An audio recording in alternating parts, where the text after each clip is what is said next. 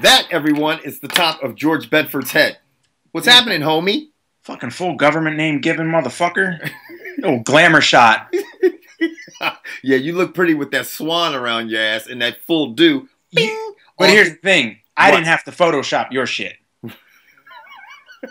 How do you know that wasn't Photoshop? Huh? How do you know that wasn't Photoshop? You just mad because everybody knows you got a pet swan now. Yeah, bitch. You know why? Why? That shit wasn't Photoshop. They cut that shit right off of Gay Blade United, the magazine you was posing for. What's wrong with Gay Blade United, man? What's wrong with that? Nothing at all, as long as you're getting a check. UFC 179, everyone. UFC 170. George and I are really excited for this card. It's in Brazil. We're not. And because it's in Brazil, no, we actually are excited for the main event and the other headliner. You could call the last two fights, because you got José Aldo versus Chad Mendes remix, and then you got Glover Teixeira fighting in his home country versus Phil the Blanket Davis. Right, and the problem sometimes with these fights in Brazil, they're great, and you see all this Brazilian talent coming up, but the problem is that we don't know a lot of these fighters. So our reviews are shitty. Not that they're not shitty anyway, but they're real shitty when they're in Brazil. Yeah. I mean, would you agree, George? Si. Yes. So that's Mexican for yes. We're going to skip over everybody. We're going to skip over everybody, and we're going to start with Fabio, who George looks like on our Facebook page with his swan. But this is Fabio Maldonado, okay? And he's going to be fighting Hans. We don't know who the fuck he is, Stringer. Neither does Wiki. Wiki doesn't know who he is either. Not to be mistaken for the guy in Die Hard 3 who tried to shoot everybody up in New York City. You mean Die Hard 1. Die Hard. Did I say 3? Yes. Yeah, I did. I fucked that up. Die Hard 1. Bitch, okay. No. Now, we're going to start with Glover. Oh, lead tongue. Glover. We're going to start with Glover Teixeira, who is going to be fighting Phil Davis, George's favorite fighter. It's not your favorite fighter, George? Why not? Because he's boring as fuck. Because he's boring. He's about as much fun to watch fight as paint dry. And I think if Phil Davis doesn't do what wins him fights, which is try to take Glover down, which I don't think is going to work either. If he tries to stand with Glover, he's going to get KO'd. I think you know what? I agree with you, man. Phil Davis's big claim of fame is he beat Alexander Gustafsson. That happened long I'm sorry, ago. He beat who?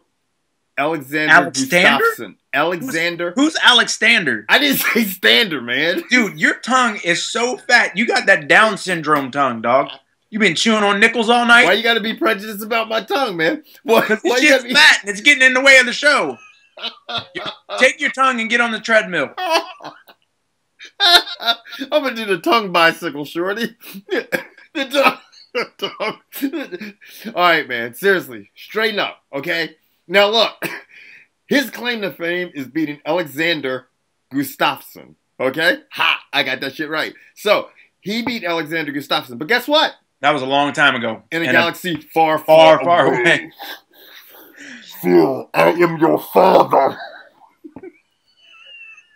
Yeah, you're definitely you right there qualified as not black enough.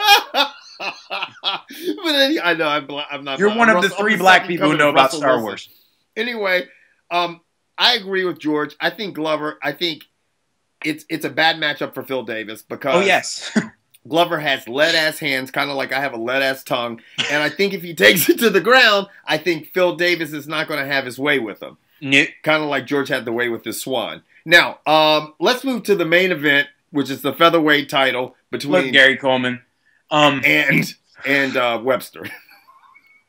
It's José Aldo fighting in his home country versus Chad Mendes, and like I spoke, this is probably our third or fourth try getting this video. Because all you bitches will be talking about what's wrong with the audio. Yeah, it's because we're not professional. Right. Basically, I told Kevin I think this Chad Mendes, if he wins this fight, could possibly be one of the biggest, if not the biggest, upset victory in UFC history.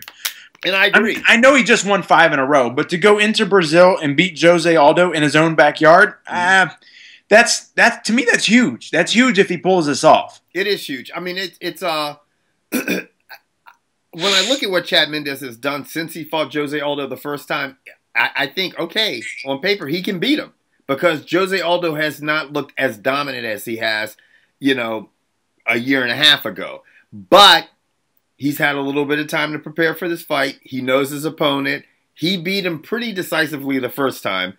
And so I have to think that the odds are going to be definitely in Aldo's favor. With that being said, Mendes and all those other fucking guys, midget weights that are training out of fucking that camp are looking good. All of them. The whole camp.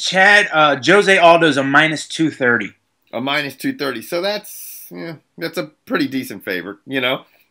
I'm going to probably... I'd like to see Chad Mendes win this fight because I feel like he's, you know... the Team Alpha? Well, no, Team Alpha male just because he beat Renan Barão. Yeah. They have the belt. So... I think he's due. I think he's a good fighter, and I'd like to see him do it. I don't think it's going to happen. Team Oompa Loompa, if you will. Yes. Well, I think Jose in his hometown, like you said, George, it's going to be just too hard to beat. It's going to be tough. That is our long, exciting review of UFC 179. When the fights come back to the States, they'll be a little bit more in depth and a little bit longer. So let's talk about Mike Hunt's brother. Yeah, he's getting a title shot. Mike Hunt got vaulted right to the top to fight to fill in for old paper mache knees. Cain Velasquez. Yeah, he's getting surgery, which would be tomorrow, which will be Thursday. Yeah. So whenever you guys see this video, he's supposedly getting knee surgery on October 23rd. See, now that's bad. Mexican. Yes. Yes. That's see. Cain Velasquez. We'll touch on him real quick. That's tough. He's been out of the octagon for a while. Coming back in a sport that is evolving so quickly, as we all well know, can be very difficult. Now, let's get off the subject of Cain Velasquez and talk about Mike's brother, Mark Hunt. He is 300-plus pounds from what we hear. That's a heavy. Let me tell you right now, last time Cain Velasquez fought was October 19, 2013. Yeah, that's a long time. Yeah, no bueno. Now, Mike Hunt is fighting. He's got his brother Mark is fighting. Mike Hunt's brother's fighting. Anybody. And supposedly he's 300 pounds. That fight's supposed to take place in 3 weeks. And where's it taking place? It is taking place in Mexico. See. Lose weight. He needs some magical shit like that to happen. Because for you folks who don't follow the UFC that much, you should know, and even the ones you do, know that the heavyweights, it's not unlimited. They have a max cap at 265. Yeah. So he's got to lose 35 pounds, and he has to get what? No, he can weigh 566 and a half. You get a pound and a half for title fights. That's 3 pounds like for 4 big Samoan shits. Yes. So...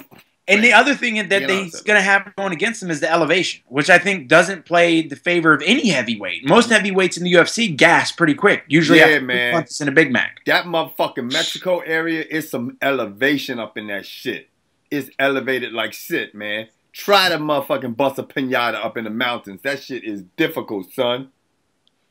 What Kevin's getting at is Mike Hunt's brother is going to have a tough time getting in shape for this fight and throwing more than 2 punches and passing out. Yes, yes. But whatever the case is, it is really building up to be a slobber knocker, and I'm going to be excited about it. Now. Because your knockers are going to get slobbered? Oh, sorry. No.